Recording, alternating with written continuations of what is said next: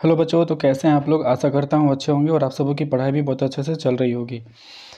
जैसा कि आप लोग जानते हैं, आपका परीक्षा काफ़ी समीप है, तो इसके लिए मैं साइंस के केमिस्ट्री के कुछ बेहतरीन क्वेश्चन मैं आपके सामने लेके आया हूँ, जिसमें 30 प्रश्न होंगे और आपको बताना है कि 30 में से आप कितने क्वेश्चन को सही कर पाते हैं। वीडियो के नीचे कमेंट भी करना है कितने क्वेश्चन गलत होते हैं, कितने क्वेश्चन सही होते हैं, आपको ये हमको कमेंट करके बताना है। तो चलिए इस वीडियो को हम लोग शुरू करते हैं।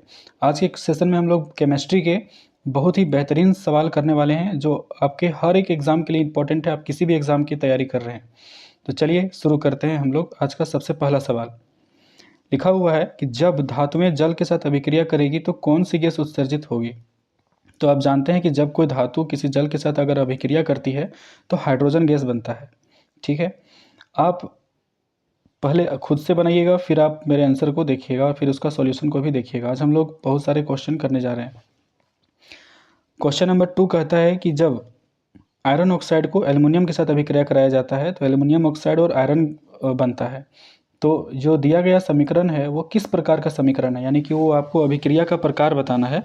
तो क्या ये संयोजन अभिक्रिया है। संयोजन अभिक्रिया में क्या होता है कि दो या दो से अधिक अभिकारक मिल करके एक नया गुण वाला पदार्थ बनाता है। तो यहाँ पर तो वैसा कुछ तो हो नहीं रहा है।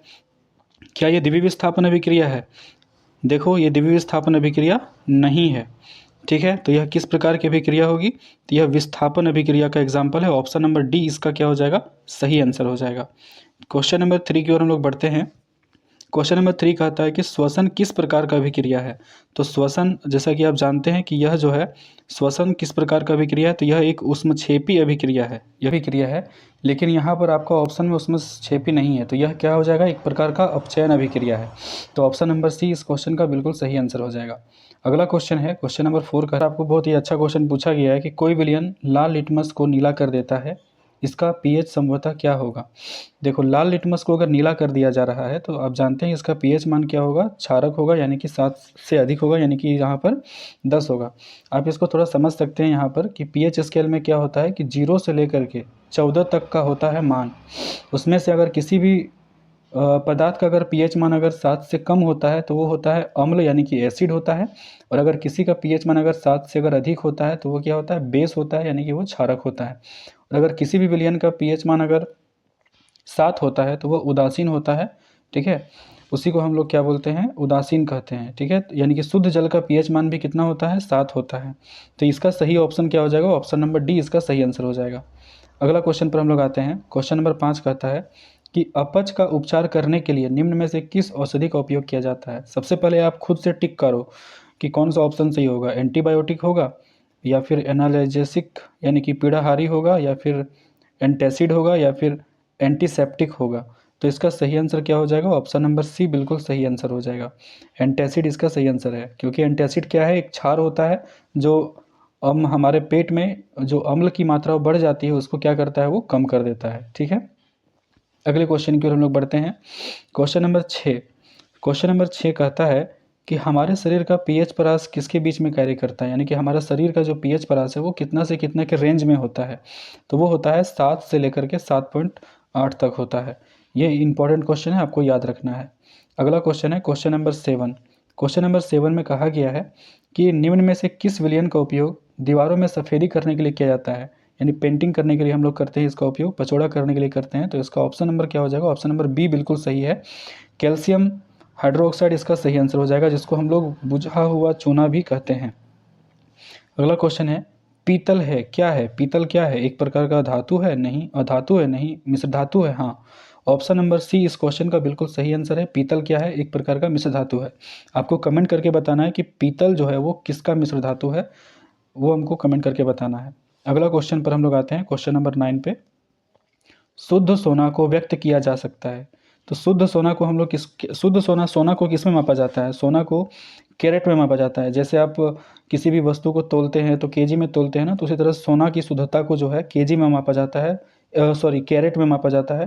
ठीक है, सोने की शुद्धता को कैरेट में मापा जाता है, यानी कि शुद्ध सोना जो होता है वो 24 कैरेट का होता है। ये इसका ऑप्शन नंबर बी बिल्कुल सही आंसर हो जाएगा। हम अगले क्वेश्चन पर आते हैं। क्वेश्चन नंबर 10 कहता है कि बॉक्साइड निम्नलिखित में से किस धातु का मुख्य अयस्क है। तो बॉक्साइड से जो है आप लोग जानते होंगे कि एल्युमिनियम का निष्कर्षण किया जाता है। ऑप्शन नंबर इसका डी बिल्कुल सही आंसर हो जाएगा। अगले क्वेश्चन पर हम लोग आते हैं। अमलगम, क्वेश्चन नंबर 11 कहता है कि अमलगम एक मिश्र धातु है जिसमें एक अधातु हमेशा रहता है, यानी कि अमलगम का एक अनिवार्य तत्व क्या है? तो इसका सही आंसर हो जाएगा पारा, ऑप्शन नंबर सी बिल्कुल सही हो जाएगा। अगला क्वेश्चन है, क्वेश्चन नंबर 12 कहता है कि एथेनॉल या अल्कोहल का क्रियाशील मूलक क्या है? यानी कि यहाँ पर आपको प्रकार्यात्मक समूह का नाम बताना है कि एथेनॉल में कौन सा प्रकार्यात्मक समूह उपलब्ध होता है। तो इसका सही आंसर क्या हो जाएगा? अल्कोहल इसका सही आंसर हो जाएगा, यानी कि सिंगल बॉन्ड OH इसका सही आंसर हो जाएगा। ऑप्शन नंबर ए सही है। ऑप्शन नंबर इसका क्या हो जाएगा? माफ़ कीजिएगा, यहाँ ऑप्शन नंबर थोड़ा सा सबका गलत है। ऑप्शन नंबर ए सही है, ये ऑप्शन नंबर बी है, ये ऑप्शन नंबर सी है, ऑप्शन नंबर डी है। तो इसका पहला ऑप्शन बिल्कुल सही हो जाएगा। अगला क्वेश्चन पर हम लोग आते हैं, क्वेश्चन नंबर 13। यहाँ पे कहा गया है क्वेश्चन नंबर 13 में कि CHO, जिसको आप लोग क्या बोलते हैं, क्रियाशील मूलक को क्या कहा जाता है? तो इसको हम लोग क्या बोलते हैं? CHO को एल्डिहाइड बोलते हैं। कीटोन का क्या होता है? कीटोन का जो होता है वो होता है क्या? CO होता है। ध्यान रखिएगा, कीटोन का क्या होता है? CO होता है। एल्डिहाइड का भी मैंने बताया कि इसका क्या होता है? CHO होता है। अल्कोहल का भी मैंने पिछला क्वेश्चन में बताया कि सिंगल बॉन्ड OH होता है। ठीक है, ये आपको ध्यान रखना है। बेंजीन का अणुसूत्र है, बेंजीन का अणुसूत्र क्या होगा? बेंजीन का जो सूत्र है वो क्या होगा? बेंजीन का जो अणुसूत्र होगा वो क्या होगा? C6H6 हो जाएगा। ठीक है, अगला क्वेश्चन पर हम लोग आते, देखो ये सभी क्वेश्चन जो है वो किसी ना किसी एग्जाम में आया हुआ है, किसी ना किसी ईयर में आया हुआ है, तो आपको ये सब क्वेश्चन को पढ़ के ही जाना है एग्जाम में। अगला क्वेश्चन है कि निम्नलिखित में से कौन असंतृप्त हाइड्रोकार्बन है? असंतृप्त हाइड्रोकार्बन का मतलब क्या होता है? जो डबल बॉन्ड और ट्रिपल बॉन्ड के द्वारा जुड़े होते हैं। ठीक है, उसी को हम लोग बोलते हैं असंतृप्त हाइड्रोकार्बन। तो क्या होगा इसमें? जैसे डबल बॉन्ड रहता है तो उसको क्या बोलते हैं? ENE, और जो ट्रिपल बॉन्ड रहता है उसको क्या बोलते हैं? YNE। यानी उच्चारण में जो डबल बॉन्ड आएगा उसमें इन आएगा और आइन आएगा। ठीक है, तो मीथेन, यहाँ पर क्या लिखा हुआ है? मेथेन लिखा हुआ है, तो ये तो नहीं होगा। एथेन लिखा हुआ है, नहीं होगा। इथीन, इन आ रहा है, देखो डबल बॉन्ड आ रहा है, इन। ऑप्शन नंबर सी इसका सही आंसर हो जाएगा। अगला क्वेश्चन पर आप हम लोग आते हैं, क्वेश्चन नंबर 16 में हम लोग आते हैं। कहता है कि CnH2n+2 किसका सामान्य सूत्र है? तो एल्काइन का बिल्कुल भी नहीं, एल्कीन का नहीं, एल्केन का, हाँ इसका सही आंसर क्या हो जाएगा? सी। एल्केन का जो सामान्य सूत्र होता है वो CnH2n+2 होता है, लेकिन एल्कीन का जो सूत्र होता है वो क्या होता है? CnH2n होता है, जबकि अल्काइन का जो सूत्र होता है वो क्या होता है? CnH2n-2 होता है, -2 होता है, ये ध्यान रखना है। ठीक है। अगला क्वेश्चन है, क्वेश्चन नंबर 17 कहता है कि सोडियम कार्बोनेट का अणुसूत्र क्या है? तो सोडियम कार्बोनेट का अणुसूत्र क्या हो जाएगा?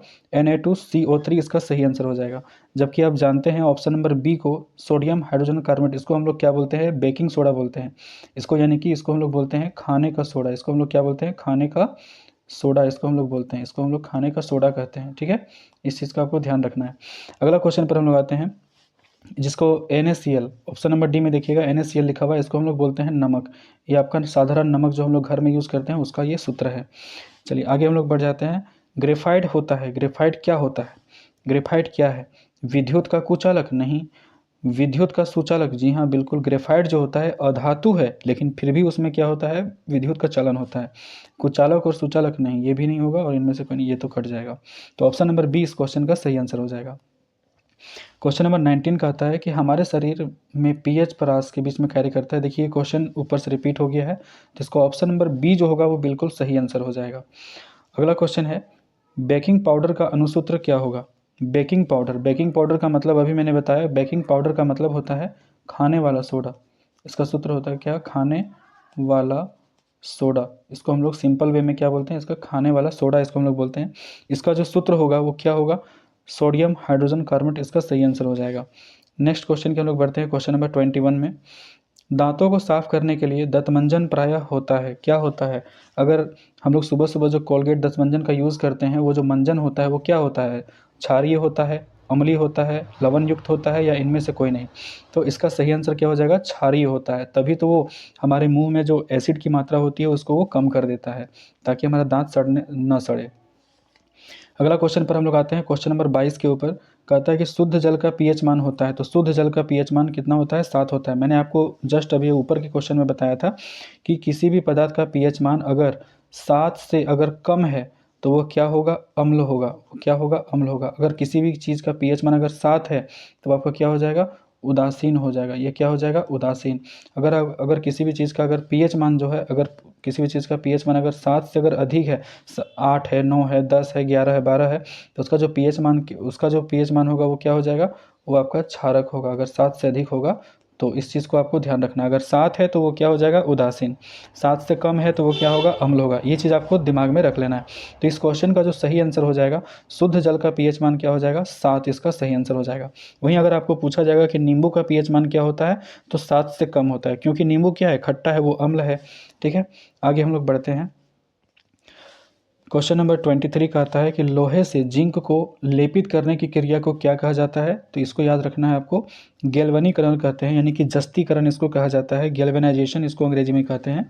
कि लोहे में जिंक का लेपित किया जाता है ताकि वो जंग से हम लोग उसका रक्षा कर सकें, जंग लगने से उसको हम लोग बचा सकें। इसलिए उसके ऊपर क्या किया जाता है? जिंक की परत चढ़ाया जाता है। तो इसको हम लोग क्या बोलते हैं? गैल्वेनीकरण इसको कहा जाता है। नेक्स्ट क्वेश्चन पर हम लोग आते हैं।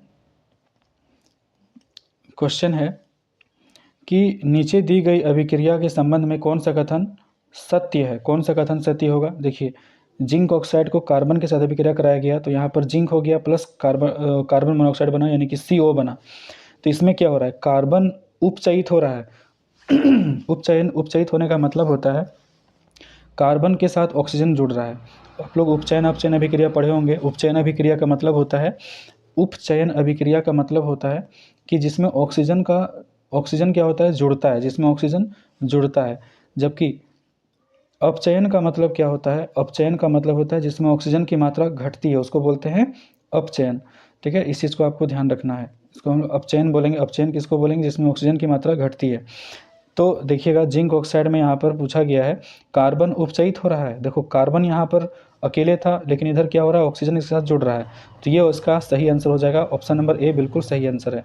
अगला क्वेश्चन है, जैव गैस के मुख्य अवयव होते हैं। तो जैव गैस का मुख्य अवयव क्या है? यानी बायोगैस का जो मुख्य अवयव होता है वो क्या होता है? तो उसका सही आंसर क्या हो जाएगा? मीथेन। और मीथेन का फॉर्मूला क्या होता है? आपको पता होगा, CH4 होता है। और ये संतृप्त हाइड्रोकार्बन होता है। नेक्स्ट हम लोग क्वेश्चन नंबर 26 पर हम लोग आते हैं। एल्कीनो का सामान्य सूत्र क्या है? देखिए, यहाँ पर बोला गया कि एल्कीनो का सामान्य सूत्र क्या होता है? तो ये अभी मैंने आपको बताया था, CnH2n होता है। देखिए, एल्केन अगर बोला जाएगा तो एल्केन का सूत्र क्या होता है? CnH2n+2। इसको हम लोग क्या बोलते हैं? एल्केन। इसको हम लोग क्या बोलेंगे? एल्केन। अगर वही आपको बोला जाएगा कि CnH2n-2, तो इसको हम लोग क्या बोलेंगे? एल्काइन इसको बोलेंगे। इसको हम लोग क्या बोलेंगे? एल्काइन। ये सब आप लोगों ने पढ़ा होगा।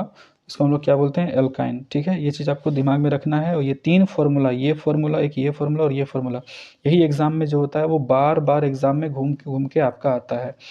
नेक्स्ट क्वेश्चन पर हम लोग आते हैं। क्लोरोमीथेन का सूत्र क्या होगा? देखो, क्लोरोमीथेन बोल रहा है, मीथेन का फॉर्मूला क्या होता है? आप बोलोगे CH4 होता है। लेकिन आपको यहाँ पर ध्यान रखना है कि क्लोरोमीथेन बोला गया। क्लोरोमीथेन यानी कि Cl single bond C, methane बोला है, मीथ यानी कार्बन की संख्या 1 है और चारों तरफ क्या लग जाएगा? हाइड्रोजन लग जाएगा।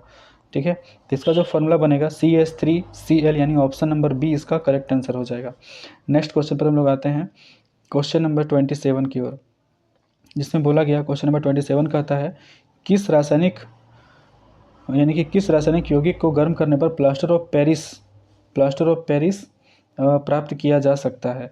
यानी कि वह कौन सा रासायनिक यौगिक है यहाँ पर जिसको अगर गर्म कर दिया जाएगा तो वो प्लास्टर ऑफ पेरिस का रूप ले लेगा? तो आपको ध्यान रखना है कि जिप्सम को जब हम लोग 100 डिग्री सेल्सियस पर गर्म करेंगे तो वो क्या बन जाएगा? प्लास्टर ऑफ पेरिस बन जाएगा। इस चीज़ को आपको ध्यान रखना है।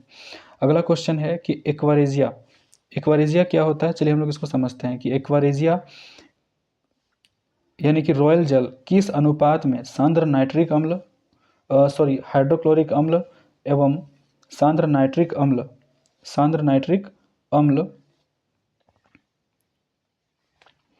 का ताज़ा मिश्रण होता है? क्वेश्चन यहाँ बताया गया है। अब इसको एक बार पढ़िएगा ध्यान से अपने से। क्वेश्चन कहा गया है यहाँ पर कि एक्वारेजिया रॉयल जल किस अनुपात में सांद्र हाइड्रोक्लोरिक अम्ल एवं सांद्र नाइट्रिक अम्ल का ताज़ा मिश्रण है? तो यहाँ पर बोला गया कि हाइड्रोक्लोरिक अम्ल यानी कि HCl प्लस अगर नाइट्रिक अम्ल यानी कि HNO3 को अगर आप मिलाओगे तो ये जो अभिक्रिया होगा वो क्या होगा, जिसको हम लोग बोलते हैं एक्वेरिजिया अभिक्रिया बोलते हैं उसको हम लोग, है ना। और इसको जो किस अनुपात में मिलाया जाता है, तो वो मिलाया जाता है 3:2 के अनुपात में मिलाया जाता है, 3:2 के अनुपात में इसको हम लोग मिलाते हैं। ऑप्शन नंबर ए जो है इसका करेक्ट आंसर हो जाएगा। नेक्स्ट क्वेश्चन पर हम लोग आते हैं। कुछ धातुओं को पीटकर पतली चादर बनाया जाता है, इस गुणधर्म को क्या कहा जाता है। तो पतली चादर के रूप में बनाने वाला गुणधर्म क्या कहलाता है, आघातवर्धीयता कहलाता है। जबकि तन्यता किसको बोलते हैं, कि खींच करके पतले तार के रूप में बनाना ही क्या कहलाता है, तन्यता कहलाता है। तो इसको इस क्वेश्चन का जो आंसर होगा ऑप्शन नंबर बी बिल्कुल सही है। नेक्स्ट और आज का हम लोग अंतिम सवाल करने वाले हैं, ठीक है। इसका आंसर, वह सबसे अधिक तन्य धातु कौन सा है, सबसे अधिक तन्य धातु जो होता है वो क्या होता है, ऑप्शन नंबर डी क्या है, सोना है। मैंने आपको कुछ क्वेश्चन पूछा हुआ था इसमें, तो आपको क्या करना है, वो सब क्वेश्चन का आंसर जो है नीचे कमेंट में बताना है। साथ ही साथ आपको कमेंट में ये भी बताना है कि आपने जो है कितने प्रश्नों को सही किया और कितने प्रश्नों को गलत किया। और अगर आप इस चैनल पर पहली बार आए होंगे तो चैनल को सब्सक्राइब जरूर कर लीजिएगा। मिलेंगे किसी नेक्स्ट वीडियो में, तब तक के लिए जय हिंद।